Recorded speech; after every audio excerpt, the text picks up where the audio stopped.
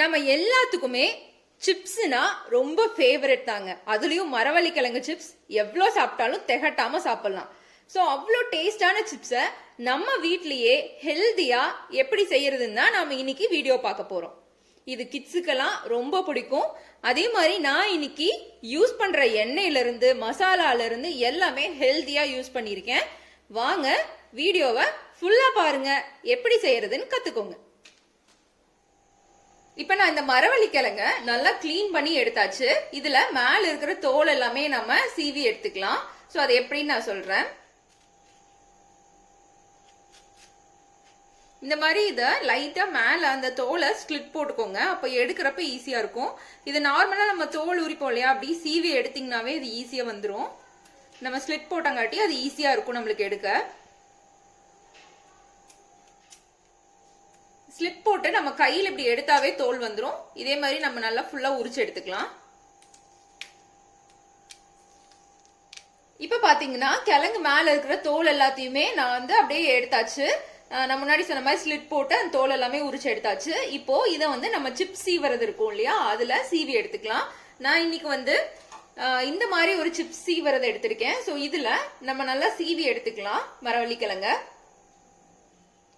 நான் இன்னைக்கு மரவள்ளி கிழங்க நீல நீளமா தான் சீவ போறேன். நம்ம கடையில எல்லாம் வாங்குவோம் இல்லையா பெருசா, அந்த மாதிரி தான் சீவ போறேன். சப்போஸ் உங்களுக்கு ரவுண்டா வேணும்னா இந்த போர்ஷன் இருக்கிற மாதிரி வச்சு சீவிக்கோங்க. நான் வந்து இன்னைக்கு நீல நீளமா சீவறதுனால இது இப்படி வச்சு சீவ போறேன்.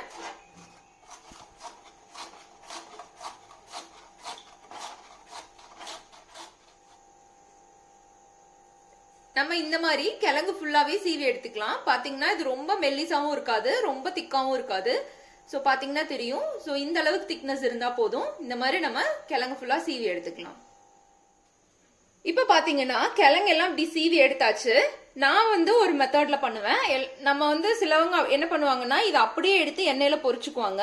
பட் இன்னும் நல்லா கிறிஸ்பா வரணும் அப்படின்னா இதை வாஷ் பண்ணி நல்லா ட்ரைன் பண்ணிட்டு அதுக்கப்புறமா பொரிச்சோம் அப்படின்னா இது மேல இருக்கிற ஸ்டார்ச் எல்லாம் போயிடும். அப்ப நல்ல கிறிஸ்பா வரும். சோ இது என்ன பண்ணும் அப்படின்னா நம்ம இப்படி சீவி வச்சிட்டோம் இல்லையா, இதுக்கப்புறமா இத வந்து ஒரு பவுல்ல தண்ணி புடிச்சிட்டு அதுல போட்டு அலசிக்கலாம். நான் இப்ப ஒரு பவுல்ல தண்ணி எடுத்திருக்கேன். நம்ம ஏற்கனவே சீவி வச்சிருக்கிற அந்த மரவள்ளி கிழங்க நம்ம இதுல போட்டுக்கலாம். இந்த மாதிரி ஒரு 2-3 வாட்டி நல்லா அலசி எடுத்துக்கணும் தண்ணியில போட்டு. சோ அப்ப பாத்தீங்கன்னாவே தெரியும், தண்ணியில விட்டதுக்கு அப்புறம் பாத்தீங்கன்னா இந்த மாதிரி தண்ணி கலரே வந்து ஒயிட்டா அந்த ஸ்டார்ச் எல்லாமே இதுல நல்லா அப்படியே மிக்ஸ் ஆயிரும் தண்ணியில. அதை நல்லா அப்படியே கழுவி எடுத்துக்கலாம். ஸ்டார்ச் இல்லாம இது நல்லா கழுவ பாத்தீங்கன்னா அது நல்லா மடமடன்னு வரும். சோ இதை ஒரு 2-3 வாட்டி நல்லா கழுவி எடுத்துக்கலாம் தண்ணியில. இப்ப பாத்தீங்கன்னா இந்த மரவள்ளி கிழங்க நல்லா கழுவி எடுத்தாச்சு. இது பார்க்கவே நல்லா மடமடன்னு இருக்கும். சோ இப்போ இது நல்லா ஒரு ஒயிட் கிளாத்ல போட்டு நம்ம இந்த தண்ணியை ஃபுல்லா ட்ரை பண்ணி எடுத்துக்கலாம். அதுக்கப்புறமா எண்ணெயில போட்டு பொரிச்சுக்கலாம். இது அப்படியே தனித்தனியா உதுத்துட்ட மாதிரி ஒயிட் கிளாத்ல போட்டு ஒரு 5 மினிட்ஸ் பேன் கடியில வச்சோம்னா போதும். அந்த தண்ணி ஃபுல்லா உறிஞ்சதுக்கு அப்புறமா நல்லா தொடச்சு எடுத்துட்டு நம்ம எண்ணெயில போட்டு பொரிச்சுக்கலாம்.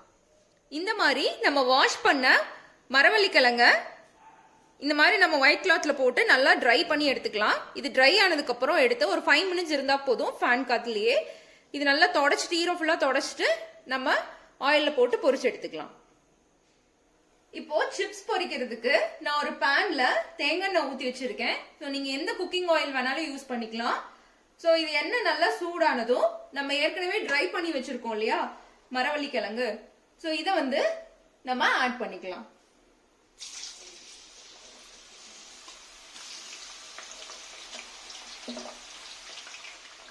ஸோ இது நல்லா வேகட்டும். இப்ப பாத்தீங்கன்னா தெரியும் இது நல்லா முக்காவாசி வெந்துருச்சு. அப்படியே லைட்டா அந்த கலர் வந்து மாறிட்டு இருக்கு. இப்பயும் நல்லா கொஞ்சம் கிறிஸ்பா இருக்கு. சோ இது நல்லா கொஞ்சம் லைட்டா அந்த ஓரங்கள்லாம் லைட்டா பிரவுன் கலர் வர வரைக்கும், ஒரு மைல்டு பிரவுன் கலர் மாதிரி வரணும். அந்த வரைக்கும் இது நல்லா வேகட்டும். பாத்தீங்கன்னா அந்த பபிள்ஸ் எல்லாமே அப்படியே குறைஞ்சிரும். அந்த டைம் நம்ம இதை எடுத்துக்கலாம். இப்ப பாத்தீங்கன்னா இந்த ஓரங்கள்லாம் லைட்டா ஒரு பிரவுன் கலர் வந்திருக்கு. அதே மாதிரி பபிள்ஸ் வரதும் பாத்தீங்கன்னா அப்படியே ஃபுல்லா குறைஞ்சிருச்சு. இதுதான் கரெக்டான பதம். இந்த டைம் நம்ம எடுத்துடலாம். சோ நம்மளோட மரவள்ளி கிழங்கு சிப்ஸ் நல்லா ரெடி ஆயிருச்சு. இது பாத்தீங்கன்னாவே தெரியும் நல்லா மொறுமொறுன்னு சூப்பரா ரெடி ஆயிருச்சு. இப்ப இது ஒரு தட்டுக்கு டிரான்ஸ்ஃபர் பண்ணிடலாம். இதே மாதிரி மீதி இருக்கிற கிழங்கு எல்லாத்தையுமே போட்டு பொரிச்சு எடுத்துக்கலாம். இப்போ நம்ம சிப்ஸுக்கு தேவையான மசாலா ரெடி பண்ணிக்கலாம். அதுக்கு மேல நம்ம பரட்டுவோம் இல்லையா, அதுக்கு நான் வந்து 1/2 டீஸ்பூன் உப்பு போட்டிருக்கேன். நான் இதை வந்து பேட்ச் பை பேட்சா தான் மிக்ஸ் பண்ண போறேன். அதனால நான் இது ஒரு பேட்ச்க்கு எவ்வளோ அப்படிங்கிற அளவு சொல்லியிருக்கேன். நம்மளுக்கு தேவையான அளவு உப்பு காரம்லாம் நம்ம போட்டுக்கலாம். ஸோ நான் வந்து ஒரு 1/2 டீஸ்பூன் போட்டிருக்கேன் உப்பு. இது கூடயே ஒரு 1/4 டீஸ்பூன் அளவுக்கு வரமிளகாத்தூள். இது கூடவே ஆப்ஷனலா நம்மளுக்கு வேணும்னா நான் அன்னைக்கு வந்து ஒரு 2 பிஞ்ச் அளவுக்கு சாட் மசாலா ஆட் பண்றேன். இது வேணும்னா போட்டுக்கலாம், இல்லைன்னா வேண்டாம். இது கொஞ்சம் அந்த புளிப்பு டேஸ்ட்லாம் நல்லா இருக்கும், அதனால நான் போடுறேன். சப்போஸ் நீங்க குட்டீஸ்க்கு யூஸ் பண்ற மாதிரி இருந்ததுன்னா வெறும் உப்பு பெப்பர் போட்டிங்கனாவே நல்ல டேஸ்டா இருக்கும். ஸோ இப்போ இதை நல்லா மிக்ஸ் பண்ணிட்டு நம்ம பொரிச்சு வச்சிருக்கோம் இல்லையா அந்த சிப்ஸை வந்து இதுல போட்டு நல்லா பரட்டி எடுத்துக்கலாம். ஸோ மசாலா ஸ்ப்ரெட் ஆகிற அளவுக்கு இந்த சிப்ஸை நல்லா குழி கொட்டுக்கோங்க.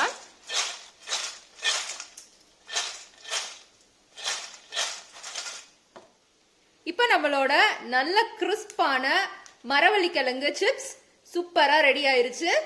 ஸோ இந்த வீடியோ உங்களுக்கு பிடிச்சிருந்ததுன்னா லைக் பண்ணுங்க, உங்க ஃப்ரெண்ட்ஸ் அண்ட் ஃபேமிலி கூட ஷேர் பண்ணுங்க. நம்ம சேனலுக்கு நீங்க இன்னும் சப்ஸ்கிரைப் பண்ணலையா, அப்ப மறக்காம கீழே இருக்கிற சப்ஸ்கிரைப் பட்டனை கிளிக் பண்ணுங்க. கூடவே இருக்கிற பெல் ஐகானையும் கிளிக் பண்ணுங்க. அப்பதான் என் நட்டில் நான் போடுற ரெசிபிஸ் உங்களுக்கு உடனுக்குடனே நோட்டிபிகேஷன் கிடைக்கும். நன்றி.